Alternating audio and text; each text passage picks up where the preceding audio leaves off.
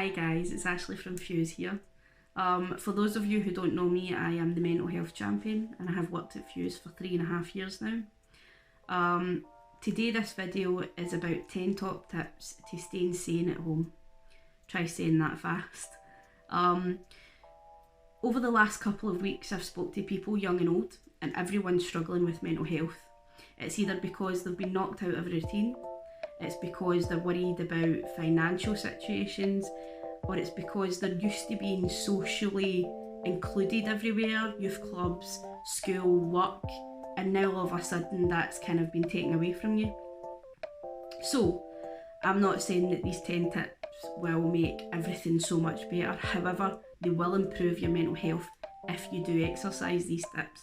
So, number 1, get a routine. Most of the people that I've spoke to in the last couple of weeks are stuck in the exact same situation. They're sleeping all day, they're up all night. Their kind of life is out of balance at the moment, and also they're not speaking to people. A routine is massively important.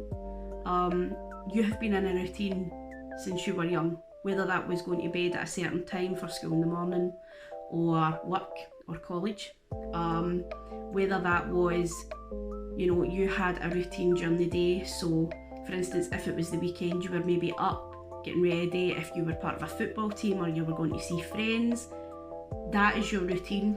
Now people are saying, well, I don't have school in the morning, I don't have work, so I can sit up till whatever time.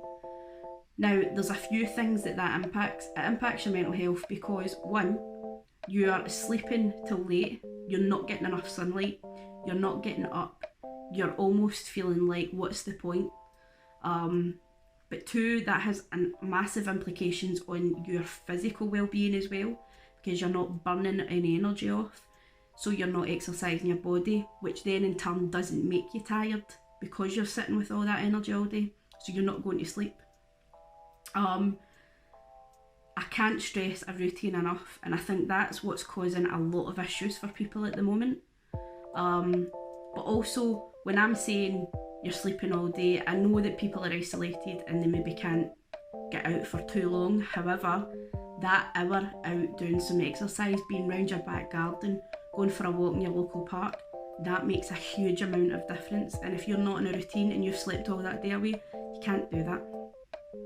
Number 2 is get outside. I know that they're saying you can only go out once for some exercise, but that is the perfect opportunity to go out. The weather's picking up, it's getting nicer outside. Although I'm not saying go and grab a group of your friends and go and hang around. What I mean is, go outside, go for a walk. If you have a pet, take them out. Wear your earphones because it makes things a lot more interesting. You're happy to walk around, you don't get as bored when you're walking around, or you're maybe going for a jog, or you're going for a run. Listen to some uplifting music while you're doing it. It makes life so much easier. But also, that then impacts on your mental health because you are feeling a bit more tired, you have burnt off energy that day. So therefore it should help with your sleep at night. Number 3, do something creative. What I mean by that is, it could be something as simple as some colouring in, making something you've seen on YouTube, painting, whatever it is. Do something creative, even if it's cooking. Something that takes your mind off whatever's going on, something that's a bit more interesting, that's different, but also something that you can create that you're proud of at the end, and it burns a lot of time out of your day, especially if you're looking for a recipe, for instance. You're making sure you have the ingredients. If you have to go to the shop, remember it's for essentials. And then coming back and making that. I would say that is a hugely gratifying way of spending your day. So, number 4, take a break from technology. This is really important. What I mean by that is, a lot of young people are spending all day on phones from the wake up, to their computers, to laptops, to tablets, and then that's it. From morning to night, you're absorbing a lot of information. That's not good for anyone, especially if you're on social media a lot, because what then happens is you're taking in what everybody's saying about the coronavirus, about being stuck in. Everyone's feeling the same way, and people will tell you that. So you'll maybe read statuses, I'm fed up being stuck in the house, I'm feeling so lonely. And yeah, people are feeling like that, but if you're taking that in all day, that brings you down, that affects your mental health. So I definitely would suggest that a couple of hours away from technology a day would be really good for your mental health. And that's the opportunity to go and make something, to go out and go for a walk, but staying away from technology for just a couple of hours makes a massive difference. Number 5, helping out around the house. Now, I'm sure a lot of parents will be happy that I'm saying this. What I mean though is, you're living in a house where your parents, your grandparents, your aunts, your uncles, whoever you live with, they are also feeling very similar to you. But if they're in a house where every day they're cooking and they're cleaning for everyone, that becomes really monotonous as well. And if you're helping out, 1, it kills a lot of time. 2, it improves your relationship with whoever you stay with. And 3, you're using some energy up. You're showing that you're appreciating what they're doing for you.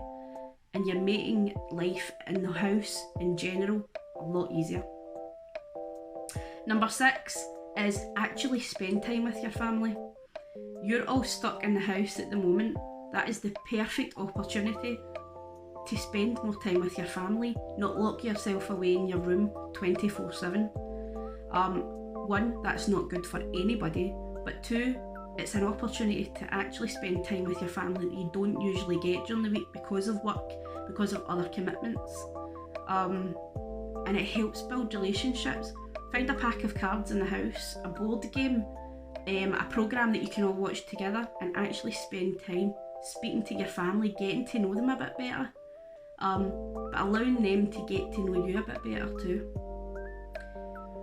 Number 7, again I'm going to go back to music.